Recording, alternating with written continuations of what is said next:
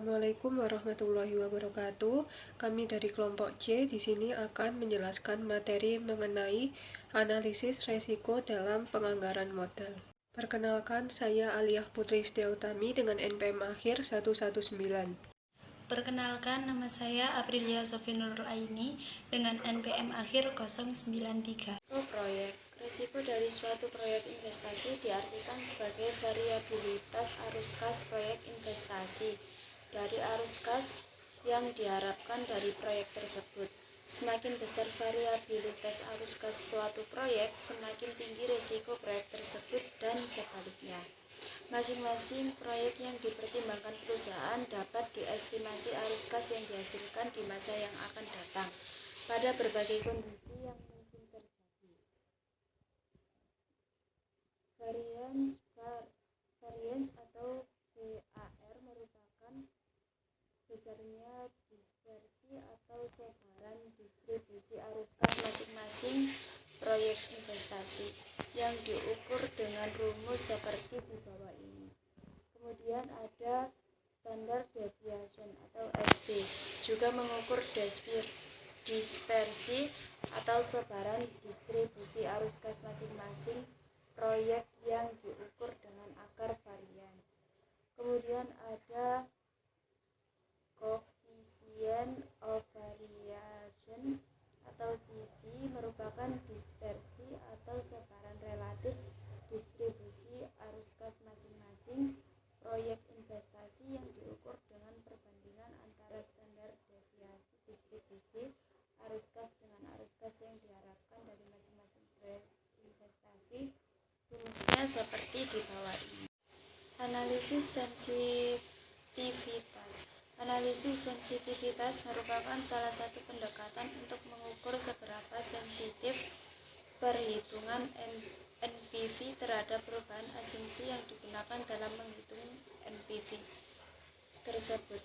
Misalnya, asumsi yang digunakan dalam perhitungan arus kas, baik yang berkaitan dengan penjualan maupun biaya.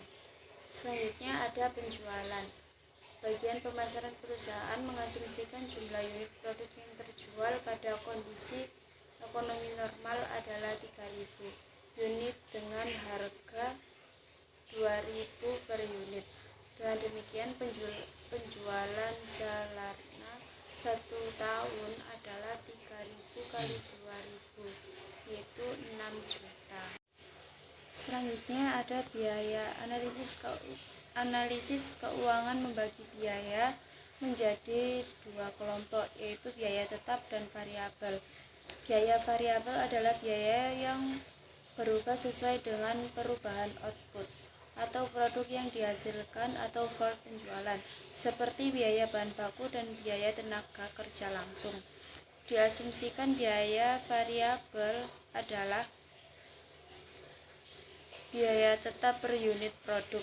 Biaya tetap tidak tergantung dari jumlah unit produk atau jasa yang dihasilkan perusahaan selama jangka waktu tertentu. Biaya tetap biasanya dinyatakan sebagai biaya persatuan waktu, seperti biaya sewa per bulan, gaji per tahun. Biaya tetap tidak selalu tetap selamanya, tetapi biaya yang jumlahnya tetap selama satu periode waktu tertentu.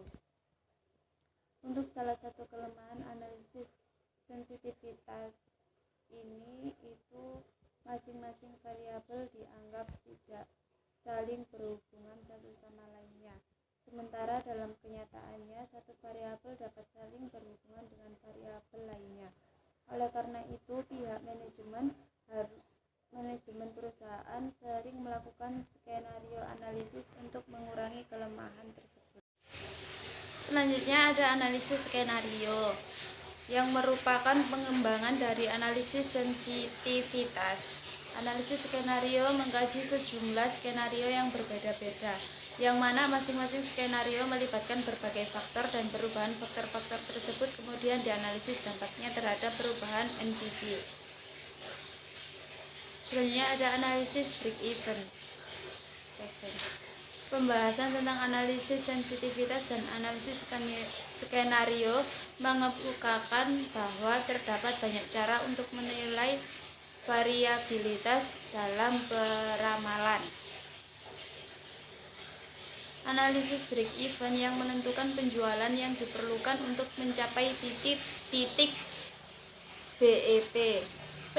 Pendekatan ini berguna untuk melengkapi pendekatan analisis sensitivitas karena dapat menjelaskan tentang penyimpangan peramalan. Accounting profit break even point yang menunjukkan besarnya penjualan yang menghasilkan laba bersih sama dengan 0. Accounting BEP menjelaskan hubungan antara penjualan, biaya, dan laba. Untuk rumusnya seperti di bawah ini. Selanjutnya ada cash break even point. Cash BEP menunjukkan besarnya penjualan yang menghasilkan arus kas operasi sama dengan 0. Suatu proyek yang mencapai accounting break even point mempunyai laba bersih sama dengan 0, tetapi arus kasnya masih positif. Pada tingkat penjualan tertentu di bawah accounting BEP, sesungguhnya arus kas operasi perusahaan menuju negatif. Tetapi perusahaan belum sampai bangkrut. Hal ini terjadi karena arus kas yang dihasilkan perusahaan dari penjualan yang dicapai masih dapat menutupi pengeluaran biaya variabel dan biaya tetap yang membutuhkan pengeluaran kas dan tidak termasuk penyusutan. Cash BEP dihitung seperti di bawah ini. Untuk financial break even point atau disebut juga dengan present value break even point menunjukkan besarnya penjualan yang menghasilkan NPI sama dengan 0. Dalam analisis accounting profit break even point, besarnya break even dihitung untuk 1 tahun, sedangkan present value break even point dihitung selama umur investasi atau berorientasi jangka panjang. Present value break even point atau PVBEP dapat dihitung dengan rumus seperti ini. Selanjutnya ada real option. Bentuk alternatif penyesuaian atau option yang dapat dilakukan ada dua, yaitu option to expand dan option to abandon. Yang pertama, the option to expand. Sebagai contoh, keputusan perusahaan dalam pembangunan hotel, pertama dilakukan pembangunan hotel tahap pertama. Jika sukses akan dilakukan perluasan dan jika tidak sukses, tidak dilakukan perluasan. Dalam kondisi yang pasti, misalkan untuk membangun satu hotel dibutuhkan investasi 12 juta dan setiap tahun diperkirakan akan menghasilkan arus kas sebesar 2 juta, tingkat diskonto yang sesuai untuk proyek tersebut sebesar 20%. Besarnya NPV untuk proyek tersebut adalah NPV sama dengan min 12 juta ditambah 2 juta per 0,20. Hasilnya yaitu minus 2 juta. Hal ini berarti proyek tidak layak dilaksanakan. Jika kondisi tidak pasti, misalkan 50% kemungkinan arus kas tiap tahun sebesar 3 juta dan 50% kemungkinan arus kas 1 juta, besarnya NPV berdasarkan perkiraan arus kas tersebut adalah optimistic forecast, yaitu min 12 juta ditambah 3 juta per 0,20, hasilnya 3 juta. Dan pessimistic forecast yaitu min 12 juta ditambah 1 juta per 0,20, hasilnya min 7 juta. Untuk weighted average NP sama dengan 50% dikali 3 juta ditambah 50% dikali dalam kurung minus 7 juta, hasilnya yaitu minus 2 juta. Hasilnya akan sama dengan hasil perhitungan jika kondisi pasti. Akan tetapi jika terjadi kondisi optimis dan perusahaan melakukan perluasan di 10 lokasi untuk membangun hotel yang sama, maka besarnya NPV adalah NPV sama dengan 50% dikali 10 dikali 3 juta ditambah 50% dikali dalam kurung minus 7 juta, hasilnya 11.500.000, yang berarti proyek layak dilaksanakan. Nilai proyek dengan opsi perluasan meningkat menjadi nilai proyek sama dengan minus 2 juta ditambah 11.500.000, hasilnya 9.500.000. Lalu yang kedua ada the option to abandon. Nilai proyek sama dengan NPV tanpa opsi abandonment ditambah nilai opsi abandonment.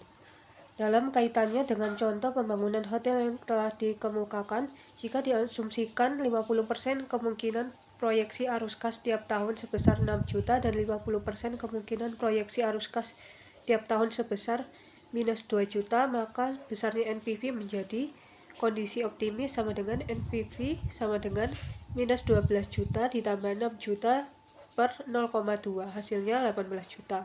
Dan kondisi pesimis sama dengan NPV sama dengan minus 12 juta dikurangi 2 juta per 0,2 hasilnya minus 22 juta. Expected NPV dari proyek tersebut adalah expected NPV sama dengan 0,50 dikali 18 juta ditambah 0,50 dikali dalam kurung minus 22 juta hasilnya minus 2 juta.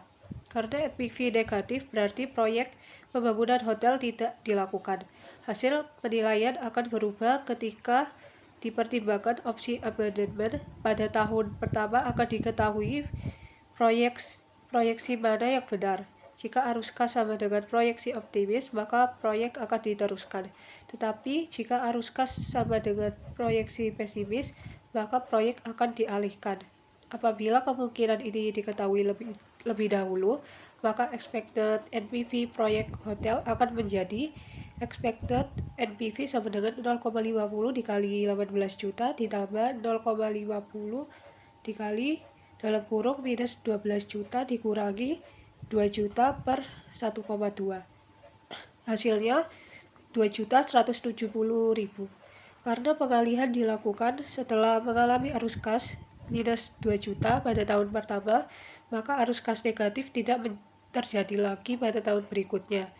Dengan demikian, NPV menjadi positif, yang berarti proyek dilaksanakan. Nilai proyek dengan opsi abandonment menjadi nilai proyek sama dengan minus 2 juta ditambah 2.170.000 hasilnya 170.000. Selanjutnya ada pendekatan decision tree atau pohon keputusan. Pohon keputusan merupakan bagan yang mengorganisasikan kemungkinan arus kas yang dihasilkan suatu proyek investasi. Kemungkinan arus kas yang dihasilkan suatu proyek dalam periode waktu yang akan datang berhubungan dengan arus kas pada periode waktu sebelumnya. Sebagai contoh, jika suatu proyek menghasilkan arus kas yang tinggi pada satu periode, kemungkinan besar akan menghasilkan arus kas yang tinggi pula pada periode berikutnya. Selanjutnya ada NPV pada tingkat diskonto bebas risiko.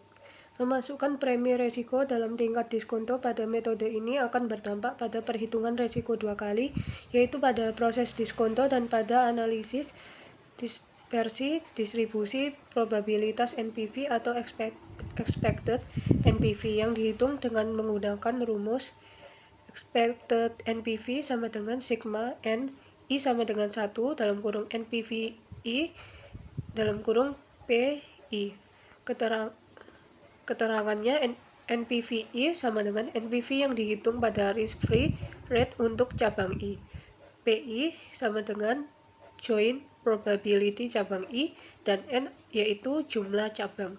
Jika diasumsikan risk-free rate sebesar 8%, maka besarnya NPV masing-masing cabang keputusan dapat dihitung sebagai berikut dengan rumus NPV 1 sama dengan 500 per 1 ditambah 0,08 pangkat 1 ditambah 800 per 1 plus 0,08 pangkat 2 dikurangi 240 hasilnya 909.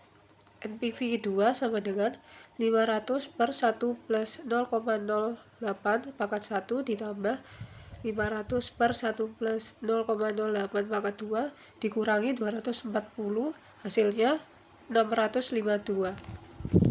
Standar deviasi NPV. Standar deviasi dari distribusi probabilitas dapat dihitung dengan rumus akar sigma n I sama dengan 1 dalam kurung NPV I dikurangi E dalam kurung NPV tutup kurung pangkat 2 dalam kurung PI. Besarnya standar deviasi NPV berdasarkan contoh yang telah dijelaskan, yaitu dengan cara akar 909 dikurangi 116 pangkat 2 dikali 0,10 ditambah 652 dikurangi 116 pangkat 2 dikali 0,10 ditambah 394 dikurangi 116 pangkat 2 dikali 0,05 ditambah 374 dikurangi 116 pangkat 2 dikali 0,10 ditambah 117 kurangi 116 pangkat 2 dikali 0,30 ditambah min 141 dikurangi 116 pangkat 2 dikali 0,10 ditambah min 161 kurangi 116 pangkat 2 dikali 0,05 ditambah min 418 kurangi 116 pangkat 2 kali 0,10 ditambah min 676 dikurangi 116 pangkat 2 dikali 0,10. Hasilnya yaitu akar 197,277. Lalu hasil akhirnya 444. Distribusi probabilitas NPV memberikan sejumlah informasi penting yang dapat digunakan untuk mengevaluasi resiko usulan proyek investasi. Jika diasumsikan distribusi probabilitas NPV mendekati normal, maka dapat ditentukan besarnya kemungkinan usulan suatu proyek menghasilkan NPV kurang atau lebih besar dari 0. Z sama dengan NPV min E dalam kurung NPV min O NPV. Berdasarkan contoh yang telah dikemukakan, besarnya Z-score adalah Z sama dengan 0 kurangi 116 per 444. Hasilnya yaitu min 0,26. Lalu yang terakhir ada decision trees dan pengambilan keputusan bertahap.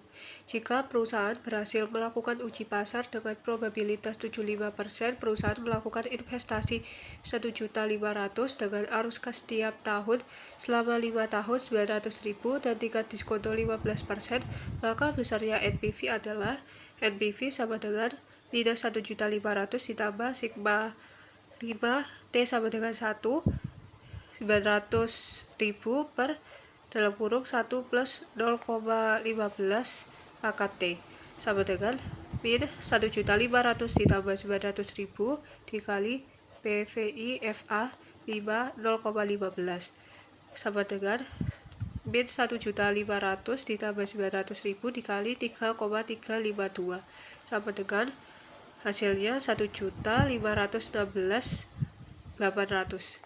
Demikian penjelasan materi dari kelompok C, kurang lebihnya mohon maaf. Wassalamualaikum warahmatullahi wabarakatuh.